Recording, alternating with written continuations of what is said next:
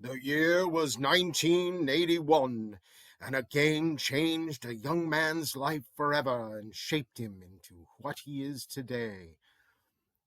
First edition, second edition, third edition, the edition we do not name, fifth edition, and other games. Oh my God, look at that desk. Your obsession has turned into a mess, dude. Come on, fix your shit. Old dog, new tricks! Bem-vindos, and welcome to the Strahd and Bucephy show, where I spend the next 13 minutes explaining my frustration at painting minis. Okay, so we're back.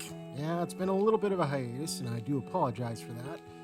End up getting the big COVID-19, so I was kind of lackluster and not wanting to do hardly anything. But now that I'm on the other side of it, feeling better, gonna put out a video. So, a couple things to note, I am experimenting on camera angles, so you will notice that change throughout the video. It's okay, there's nothing wrong, I'm just trying to play with it. So what I'm doing here is I'm starting with a base on the horse using Citadel Contrast, Basilicanum Gray. I used it on another model, you can actually see it down in the corner, a big giant snake. It gave it a really nice sheen and hit all the right spots. I didn't have to go back and do any highlighting or anything like that. So I figured if it worked on that snake, it's going to work on Bucephalus. And sure enough, it worked out really, really well. Went over it a couple of times so I could get that black, but I still had the creases and highlights and stuff. It kind of worked itself out on its own. I think I'm going to be using it as a base black for a lot of models that require that. Just because it's a good black, even though it's considered a gray, it does come out as a very nice black at the end of it. And yeah, see, new camera angle. Hey, we're experimenting. So this is where I started working on all the goody details. The face. I hate faces. Did I mention I hate faces? I think I've said I hate faces. So for this one, I started with the Cold Flesh from the Army Painter Undead set.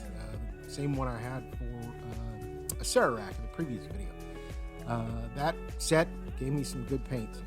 By golly, I'm going to use them. So I used a detail brush just because I'm still working on my brush control.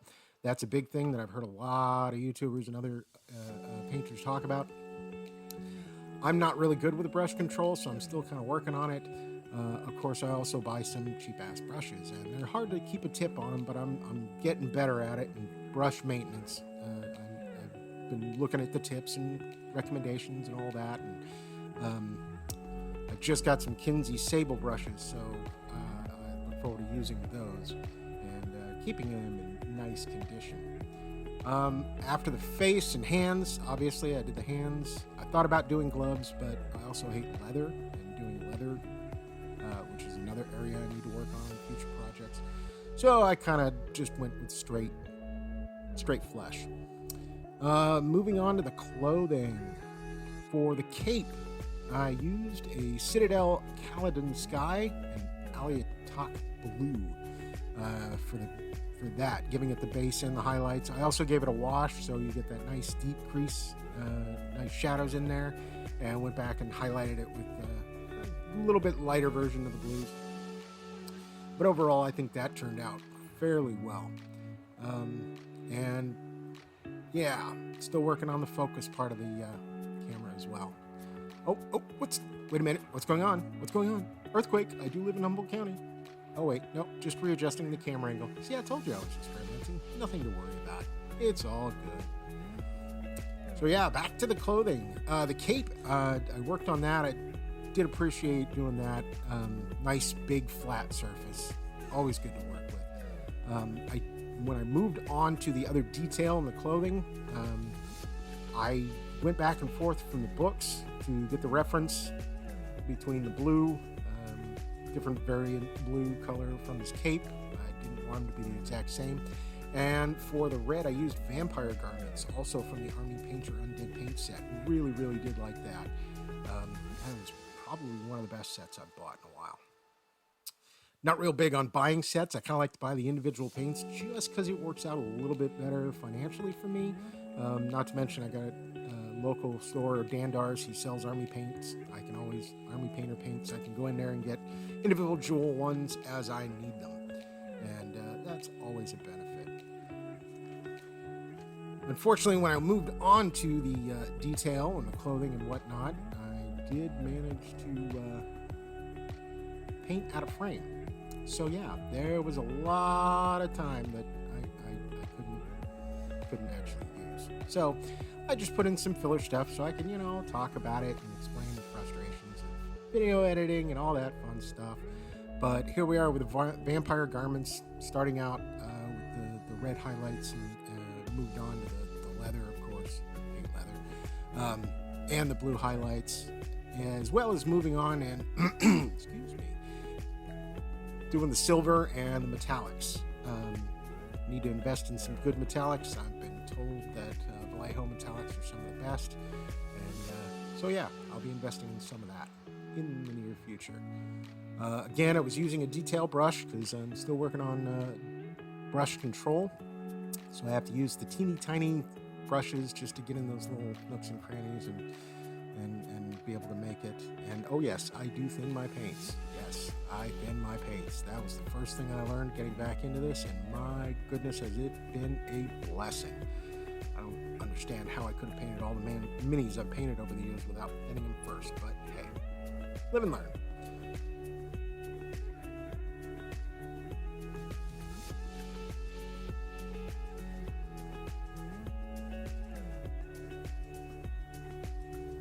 And I think, yep, that's pretty much going to be the last part that you can actually see me painting for that section of video. So we're just going to throw up a picture I took. That's where we're at in the stage.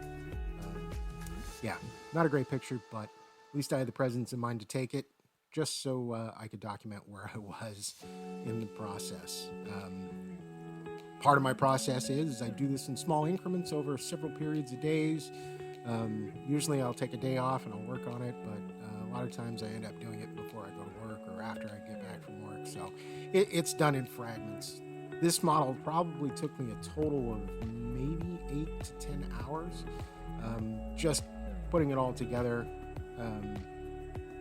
from the different fragments. Yeah, I had a lot of problems with the detail on this just because everything sounded kind of close. If I had the chance to do it over again, I'd probably paint the mini separate from the horse and then put them together.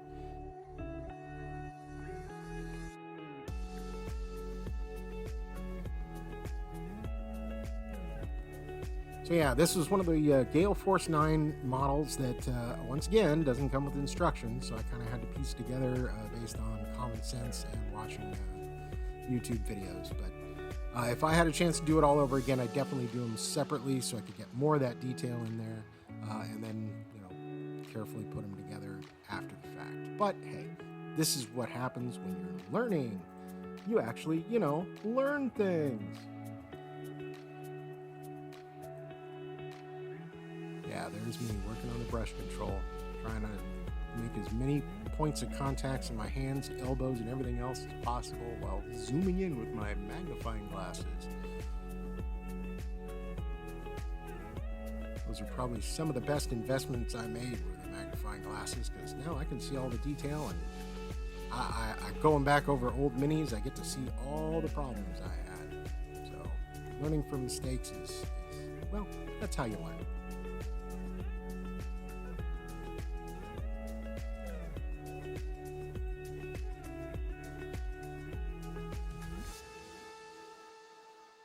More out of focus. One of these years, I'm actually going to get an upgraded webcam. So, hey, these things, they take time. All right, so now the big part, the part I've been waiting for, the flameage. Nightmares are on fire. Instead of mane and tail, they have flames.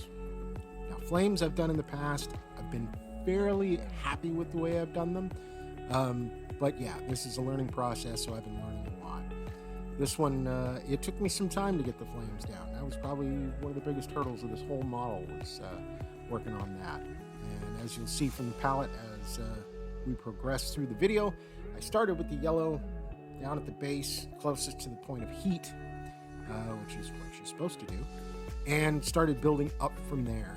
And I thought about doing a wet blend on the model itself, but I'm really not confident and comfortable with that just yet. So we forego that, and as you'll see right there, I did all the blending on my wet palette. And yes, that's out of frame, but hey, you know what? I wanted more or less to see the paint on the palette. What I did is I started with obviously the yellow and then different shades of orange. When I put them on the palette, I left space in between the two colors so I could have both the individual color on the palette and a blended color from the previous, as well as a blended with the next color in line. And as you see this nice little blotch all the way across, I did that mostly with the oranges. The yellow and the red, I didn't do a whole lot of blending, just because, you know, those are the yellow I considered the point of origin, and the red the furthest away from the point of heat. So orange shading is pretty much where I focused on with those. Originally, I didn't like how it turned out, so instead of, you know, throwing the model across the room like some people have been known to do, I just kind of set it down, walked away for a couple of days, and came back and do the touch-ups and the highlights. I came back and I added more yellow at the base and made that a little bit more predominant. I think I put up a picture. You'll see it in the end results, how the flames are much more predominant. They have much more of a yellow and a gradual shift to the red. For the highlights, I used an Army Painter. I actually used the Army Painter air paints because more or less you don't have to thin them.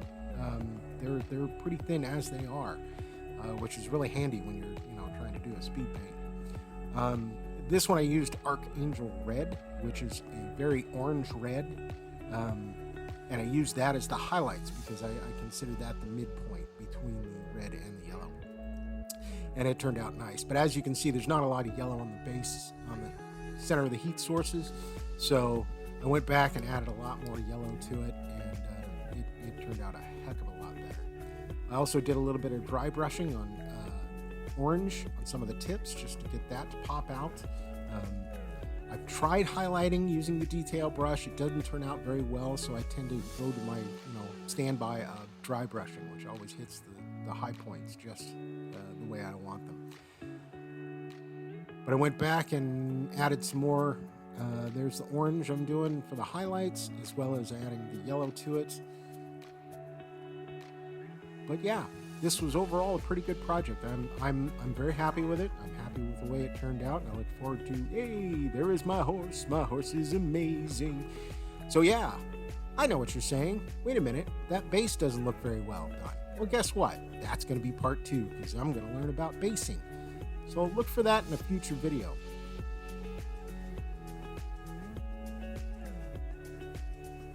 All right, boys and girls, thank you for watching the Strahd and Bucephy show. And don't forget the 3 biggies: like, share, and subscribe. And always remember, they ain't gonna paint themselves. Until the next time.